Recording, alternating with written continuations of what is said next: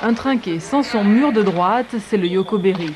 Et cette spécialité trouve son public à chaque démonstration, mais après la représentation, comme au cirque, on démonte, tout doit disparaître.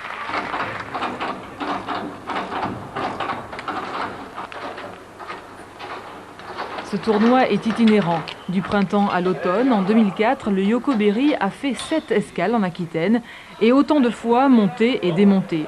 Un des premiers soucis de son constructeur fut son aspect pratique.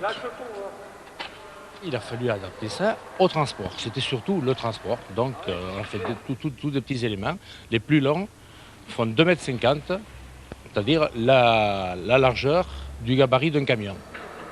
Et les 15 éléments du Yokoberi ne sont pas seulement pratiques au transport, ils sont également étudiés pour le meilleur jeu avec par exemple une pente calquée sur celle du trinquet d'Arkang.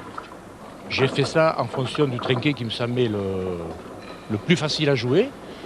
Et puis à partir de là, voilà, tout simplement, quelques coups de crayon, quelques coups de règles, et puis voilà, on coupe du fer, on le soude, et puis voilà.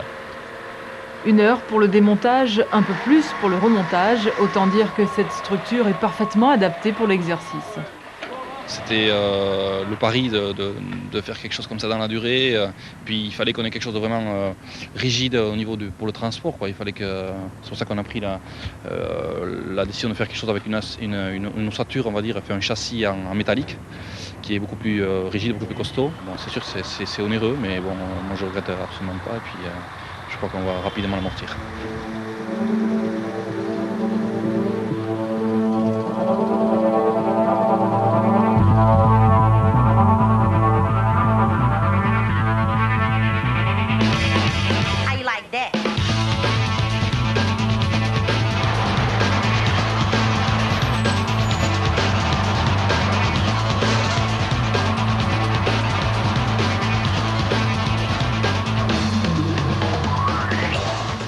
Le Yokoberi de Christophe Dardy fait une autre escale pour un autre tournoi et grâce à cette mécanique bien huilée, le spectacle peut recommencer.